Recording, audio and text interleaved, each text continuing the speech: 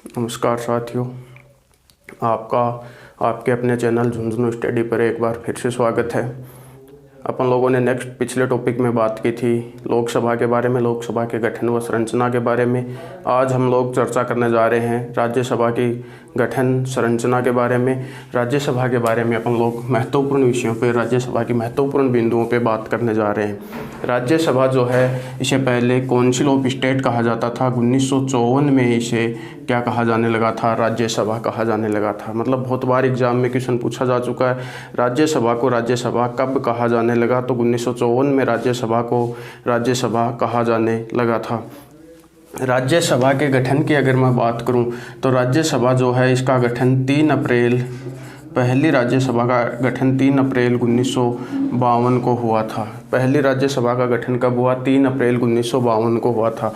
और इसकी पहली बैठक जो है, पहली बैठक जो थी वो 13 मई 1952 को आयोजित हुई थी। कब आयोजित हुई थी?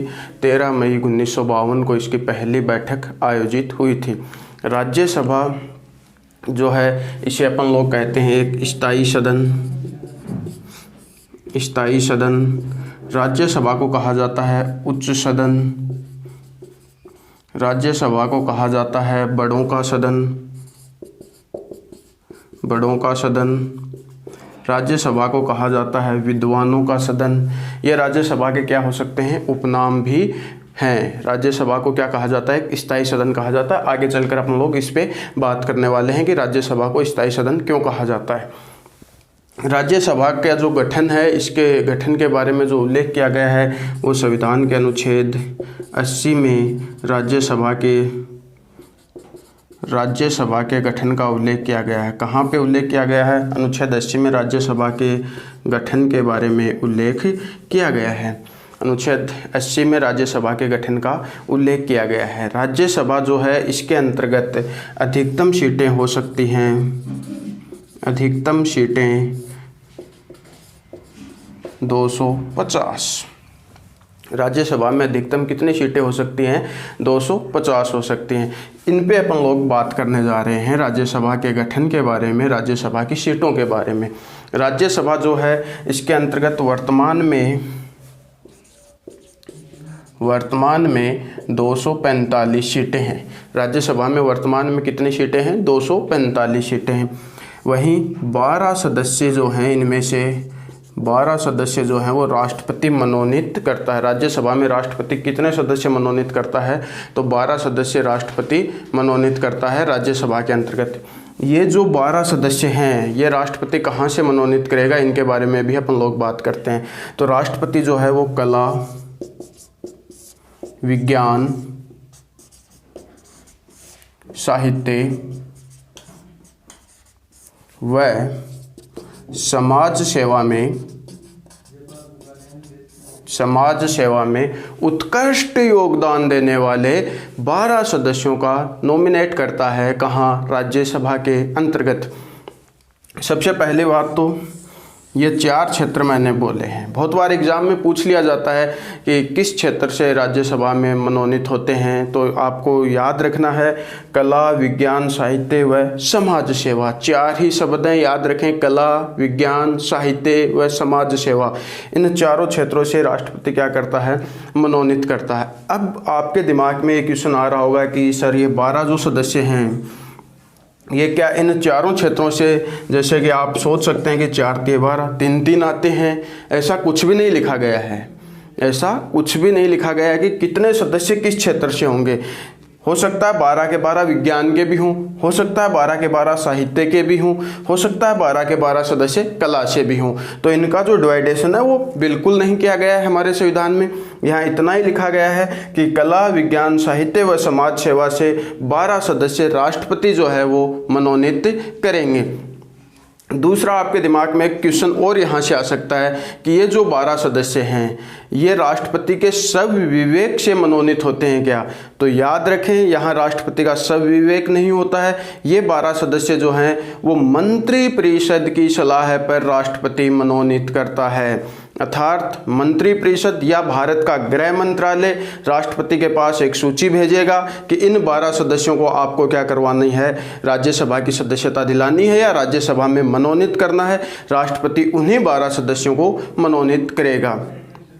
जैसे काफ़ी विवादास्पद बातें भी रही हैं। 2012 में सचिन तेंदुलकर को राज्यसभा में मनोनीत किया गया था। याचिका लगी थी कोर्ट में कि सचिन तेंदुलकर को कैसे मनोनीत किया गया, तो मामला कोर्ट गया था और कोर्ट ने कहा था कि हमारे जो संविधान निर्माताओं की मंशा थी, क्योंकि यहाँ आपको दिख रहा होगा खेल शब्द कहीं नहीं आया है।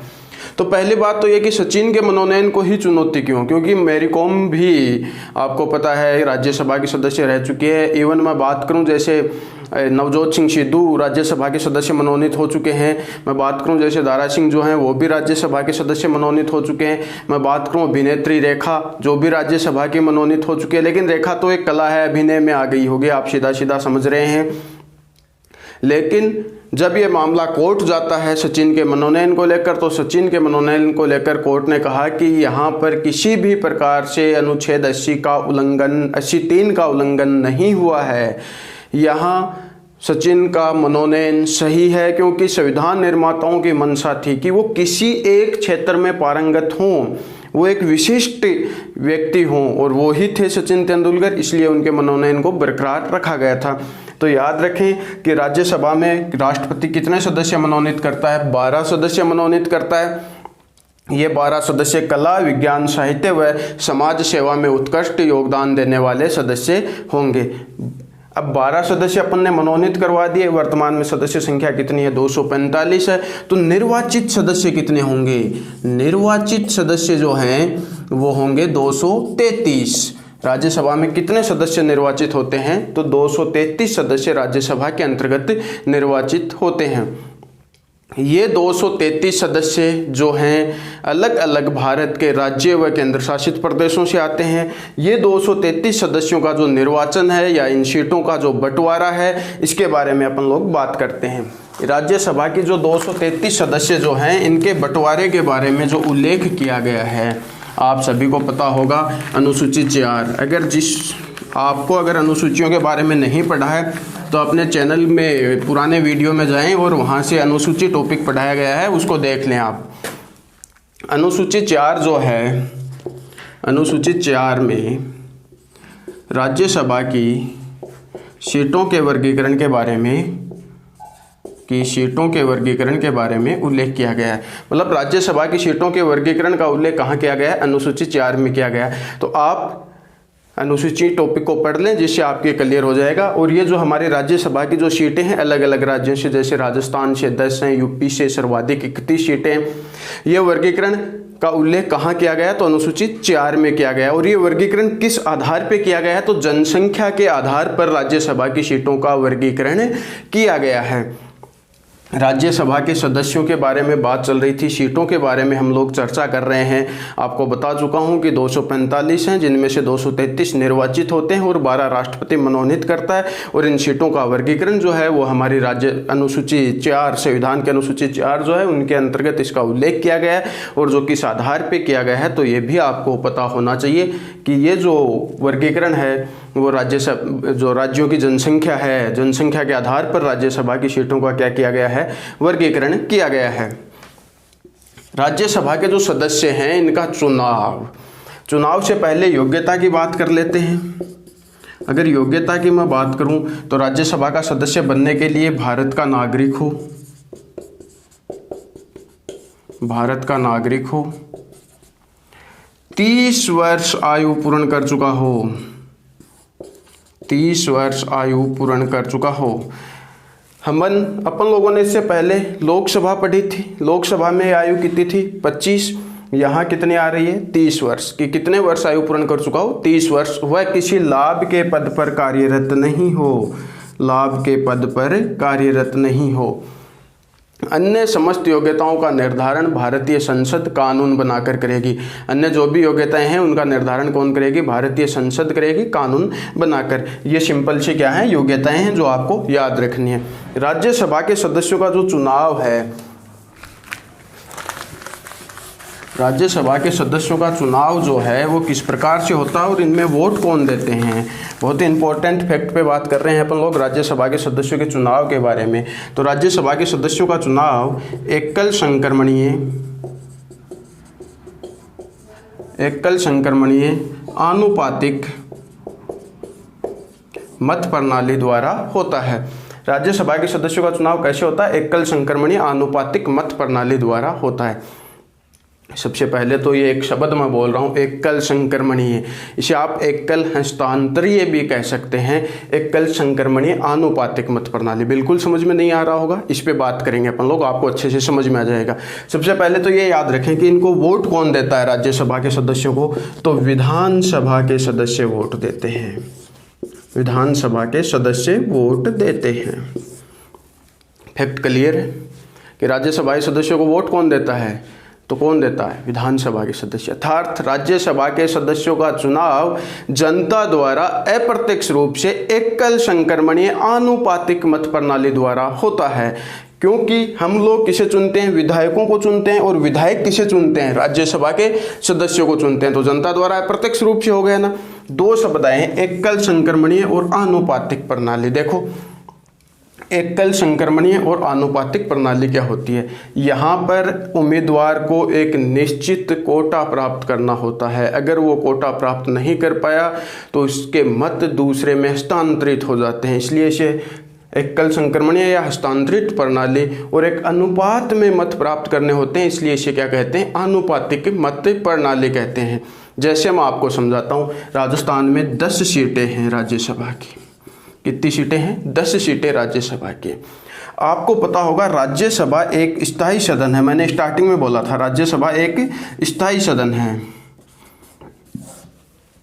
अर्थात राज्यसभा के सदस्यों का कार्यकाल होता है, न कि राज्यसभा का। जैसे लोकसभा का कार्यकाल अपन ने 5 वर्ष बात की थी कि 5 वर्ष होता है, समय से पहले भंग किया जा सकता है, इस कारण वो अस्थायी सदन होता है। लेकिन यहाँ मैं बोल रहा हूँ कि राज्यसभा एक स्थायी सदन है। अर्थात राज्यसभा को कभी भंग नहीं किया जा सकता। और जब राज्यसभा को भंग नहीं किया जा सकता तो इसे क्या कहेंगे? स्थायी सदन। और इसके सदस्यों का कार्यकाल कितना होता है? 6 वर्ष। अब आप कहेंगे कि स्थायी सदन है, सदस्यों का कार्यकाल आप 6 वर्ष बता रहे हैं, तो हमारे संविधान में स्पष्ट लिखा गया है कि राज्यसभा के सदस्य जो हैं वो प्रति 2 वर्ष के बाद 1/3 सदस्य सेवानिवृत्त हो जाते हैं। मतलब 2 वर्ष के बाद कितने सदस्य सेवानिवृत्त हो जाएंगे? 1/3 सदस्य सेवानिवृत्त हो जाएंगे और उनकी जगह नए सदस्य चुन लिए जाएंगे। जैसे राजस्थान में 10 सीटें हैं, इनका चुनाव होगा 3:3:4। पहले 3, फिर 3 और फिर कितने सदस्य? 4। जैसे 3 सदस्य 2018 में चुने जाते हैं, उसके बाद 3 सदस्य 2020 में चुने जाते हैं और 3 सदस्य 2022 में चुने जाते हैं। अब ये जो 18 में चुने गए थे ये सदस्य कब रिटायर हो जाएंगे? 6 साल जोड़ दो इनमें, तो 2024 में ये रिटायर होंगे, ये 2026 में रिटायर होंगे और ये कब होंगे? ये 2028 में रिटायर होंगे।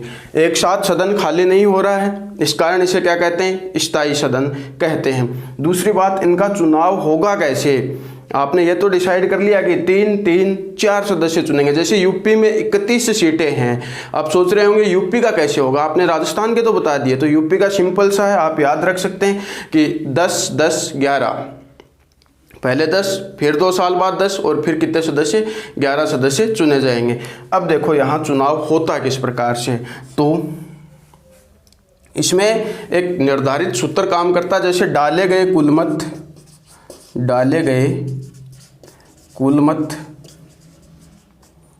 निर्वाचन कोटा कैसे निकलता है कि एक निश्चित अनुपात में कितने मत आने चाहिए? डाले गए कुल मत 1 प्लस निर्वाचित होने वाले सदस्य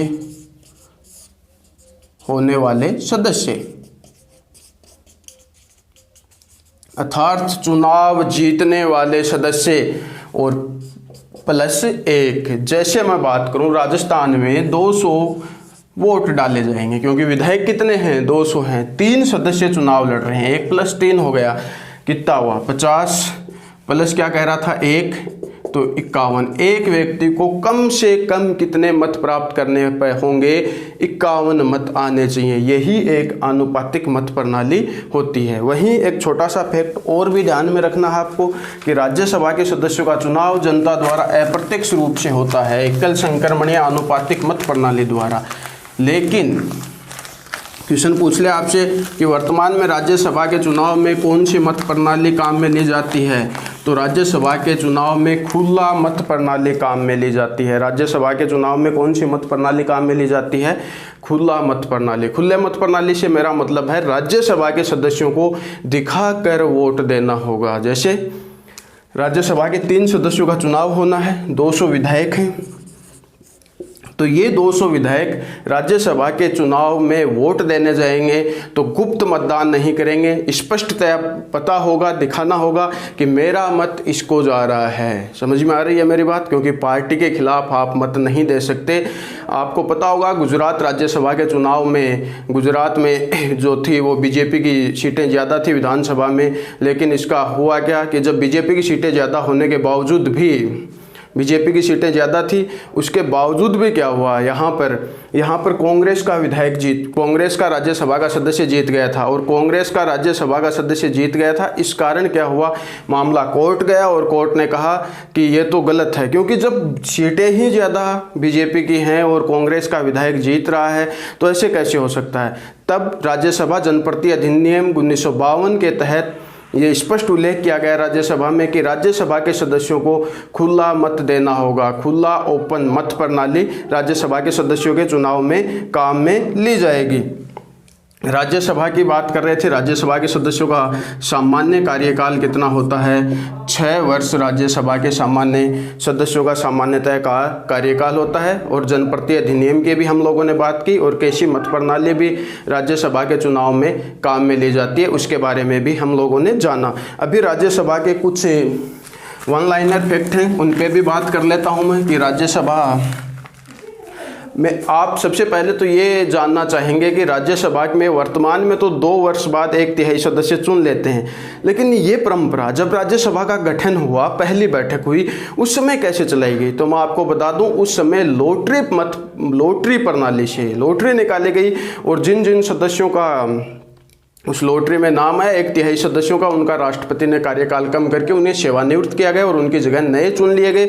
और वही क्रम अब क्या चलने लग गया, कंटिन्यूटी के साथ आगे तक चलने लग गया था। इसलिए याद रखें, राज्यसभा के सदस्यों का चुनाव 2 वर्ष बाद 1/3 सदस्यों का चुनाव होता है। राज्यसभा की बात करें, राज्यसभा के अंतर्गत अपन लोग राज्यसभा के सदस्यों को शपथ कौन दिलाता है? तो राज्यसभा का सभापति जो है वो राज्यसभा के सदस्यों को शपथ दिलाता है।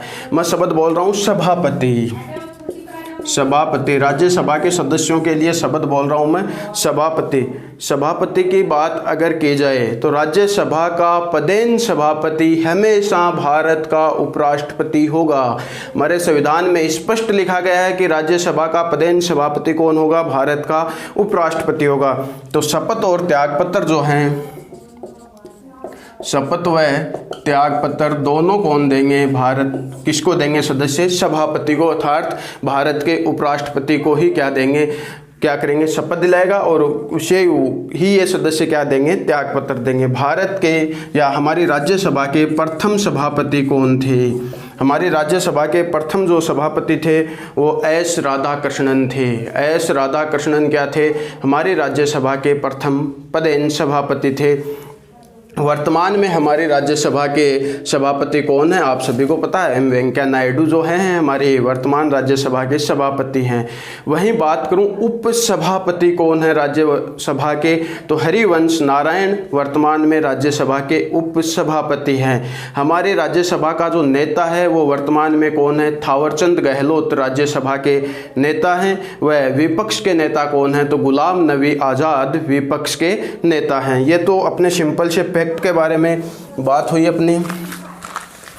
वहीं आपसे मैं पूछूं कि राज्यसभा के प्रथम उपसभापति कौन थे? तो आपको याद होना चाहिए एस कृष्णमूर्ति राव जो थे वो हमारी राज्यसभा के प्रथम उपसभापति थे। राज्यसभा के उपसभापति थे। अपन बात कर रहे हैं राज्यसभा के पदेन सभापति के बारे में। तो आपको बता चुका हूं मैं, भारत का राष्ट्रपति राज्यसभा का पदेन सभापति भारत का उपराष्ट्रपति होता है। वहीं अगर बात करें अपन लोग इस फैक्ट के बारे में कि राज्यसभा में अगर 1/10 गणपूर्ति कोरम, राज्यसभा में 1/10 गणपूर्ति कोरम पूरा नहीं है तो राज्यसभा की बैठक को स्थगित कर सकता है। 1/10 गणपूर्ति कोरम का मेरा मतलब है कि जो राज्यसभा में 245 सदस्य हैं उनके 1/10 सदस्य बैठक में पहुंचने अनिवार्य हैं। अगर इतने सदस्य नहीं पहुंचते हैं तो क्या कर दी जाएगी, बैठक स्थगित कर दी जाएगी। अब राज्यसभा के विशेष प्रावधानों पे अपन लोग बात करते हैं कि जिस प्रकार से अपन लोगों ने लोकसभा के विशेष प्रावधानों के बारे में जाना था उसी प्रकार से राज्यसभा के भी कुछ विशेष प्रावधानों के बारे में अपन लोग बात कर लेते हैं।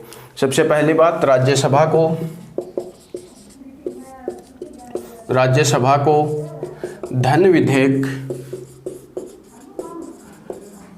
पर किसी प्रकार की शक्तियां प्राप्त नहीं हैं।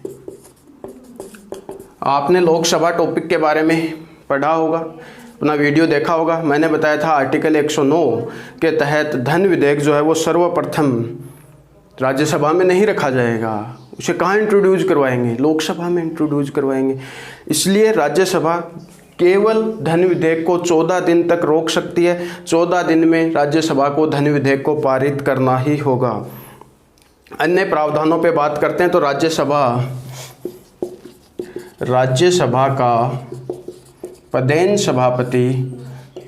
सभापति हमेशा भारत का उपराष्ट्रपति होता है। याद रखें, राज्यसभा का पदेन सभापति हमेशा भारत का उपराष्ट्रपति होगा। लेकिन ये जो राज्यसभा का पदेन सभापति होता है वो क्या नहीं होता है, राज्यसभा का सदस्य नहीं होता है। बहुत बार सिंपल सा क्वेश्चन पूछ लिया गया है एग्जाम में दोस्तों, और क्वेश्चन पूछा जाता है कि किस सदन का सभापति या पदेन अध्यक्ष उस सदन का सदस्य नहीं होता है। क्वेश्चन ध्यान से सुन लें, किस सदन का अध्यक्ष उस सदन का सदस्य नहीं होता है। तो याद रखें राज्यसभा का, क्योंकि राज्यसभा का पदेन सभापति कौन होता है, उपराष्ट्रपति होता है। इस कारण उपराष्ट्रपति क्या नहीं होते हैं, राज्यसभा के सदस्य नहीं होते हैं। आपको याद रखना है इस फैक्ट के बारे में भी। वही निर्णायक मत, अगर राज्यसभा में किसी विधेयक को लेकर दोनों तरफ से बराबर के मत प्राप्त हो चुके हैं तब उपराष्ट्रपति को या राज्यसभा के पदेन सभापति को यह अधिकार होता है कि वह अपना निर्णायक मत दे सकता है। केवल राज्यसभा के पदेन सभापति कब मत देंगे, जब दोनों पक्षों के बराबर किसी विधेयक पर बराबर मत प्राप्त हो चुके हैं। उसी कंडीशन में क्या करेंगे, उपराष्ट्रपति या राज्यसभा के पदेन सभापति अपना मत देंगे, जिसे निर्णायक मत कहा जाता है। तो राज्यसभा के पदेन सभापति को क्या अधिकार है, निर्णायक मत देने का भी अधिकार है। वही मैं बात करूं कि अपन लोग बात कर रहे थे पदेन सभापति या उपराष्ट्रपति। राज्यसभा के पदेन सभापति या भारत के उपराष्ट्रपति को हटाने का प्रस्ताव भी कहाँ लाया जाता है, सबसे पहले राज्यसभा में लाया जाता है। सीधा क्वेश्चन पूछ लिया जाएगा, उपराष्ट्रपति को हटाने का प्रस्ताव सर्वप्रथम किस सदन में लाएंगे, ऑप्शन दे देगा, लोकसभा में, राज्यसभा में, किसी में नहीं, या दोनों में किसी में भी ला सकते हैं। तो आपका राइट आंसर होना चाहिए सर्वप्रथम कहाँ लाया जाएगा, राज्यसभा में लाया जाएगा। उसके बाद बिल कहाँ जाएगा, लोकसभा में जाएगा। समझ में आ रही है बात। वहीं अन्य शक्तियों की मैं बात करूं राज्यसभा की, तो एक अनुच्छेद जिस पर अपन लोग बात करेंगे 249 आर्टिकल 249 ये कहता है कि राज्यसभा किसी भी राज्य सूची के विषय को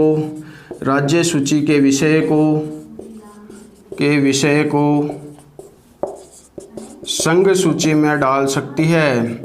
राज्यसभा किसी भी राज्य सूची के विषय को संघ सूची में डाल सकती है। कैसे डालेंगे उस पर बात करता हूँ। अगर कोई विषय राष्ट्रहित का है, अगर कोई राज्य सूची का विषय था और वो राष्ट्रहित का विषय बन गया है, तो राज्यसभा में उपस्थित व मत देने वाले सदस्यों के 2/3 बहुमत से प्रस्ताव पारित करके उस विषय को कहाँ डाल दिया जाएगा, संघ सूची में डाल दिया जाएगा। फिर से राज्य सूची, संघ सूची, समवर्ती सूची, सूचियों पे बात हो रही है। आप अपने चैनल में जो अनुसूची टॉपिक है पढ़ाया हुआ है अपना पहले से ही, उसको पढ़ें, आपके समझ में आ जाएंगी सूचियाँ क्या हैं। राज्य सूची पे कानून बनाती है राज्य सरकार, संघ सूची पे कानून कौन बनाती है, केंद्र सरकार। अर्थात उस विषय पर कानून बनाने का अधिकार किसे मिल जाएगा, केंद्र के पास चला जाएगा। ये जो विषय है, जो राष्ट्रहित का विषय था, जिसे राज्यसभा ने किस में डाल दिया है, संघ सूची में डाल दिया है, उस विषय पर कितने दिन तक संघ सरकार या केंद्र सरकार या केंद्र कानून बना सकता है। तो याद रखें, आर्टिकल 249 ही कहता है कि यह 1 वर्ष तक इस पर क्या कर सकते हैं, कानून बना सकते हैं। याद रह जाएगा। अनुच्छेद 249 के तहत किसी भी राज्य सूची के विषय को राज्यसभा किस में डाल सकती है, संघ सूची में डाल सकती है, उपस्थित या मत देने वाले सदस्यों के 2/3 बहुमत से। उस विषय पर कानून बनाने का अधिकार किसे प्राप्त हो जाएगा, केंद्र को प्राप्त हो जाएगा। केंद्र उस विषय पर कितने दिन तक कानून बना सकता है, तो याद रखें 1 वर्ष तक उस पर क्या कर सकता है, कानून बना सकता है। वहीं राज्यसभा की और विशेष बातें मैं करूं, या राज्यसभा के पास वो कौन सी विशेष शक्तियां हैं जो अपने लोकसभा के पास नहीं हैं, तो आर्टिकल 312 अनुच्छेद 312, जिसमें लिखा गया है कि राज्यसभा अखिल भारतीय सेवाओं का गठन करेगी। राज्यसभा अखिल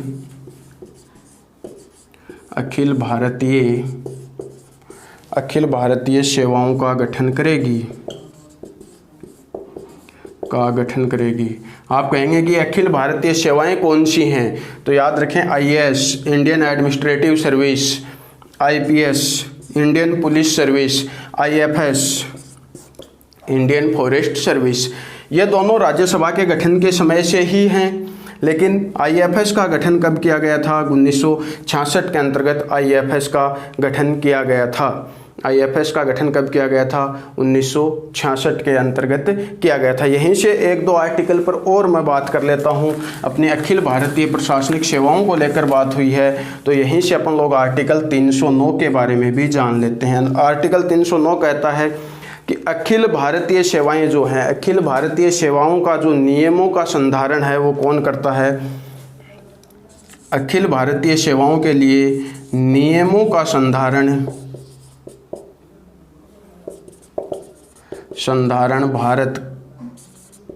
भारतीय संसद करती है।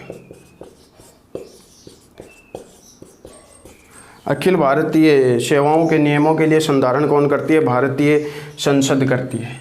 क्यों बता रहा हूँ, क्योंकि 312 में मैंने बताया कि राज्यसभा क्या करती है, अखिल भारतीय सेवाओं का गठन करती है।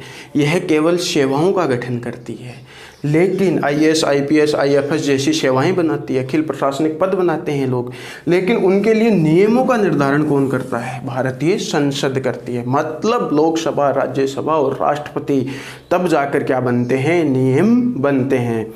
आपसे पूछ ले अखिल भारतीय प्रशासनिक सेवाओं का गठन कौन करता है, आपका राइट आंसर होना चाहिए कि राज्यसभा करती है। किस आर्टिकल के तहत करती है, 312 के तहत। लेकिन आपसे पूछ ले इन सेवाओं के लिए नियमों का संधारण कौन करती है, तो आपका उत्तर होना चाहिए भारतीय संसद जो है वो इन सेवाओं के लिए या इन सेवाओं के लिए नियमों का क्या करती है, संधारण करती है। याद रह जाएगा।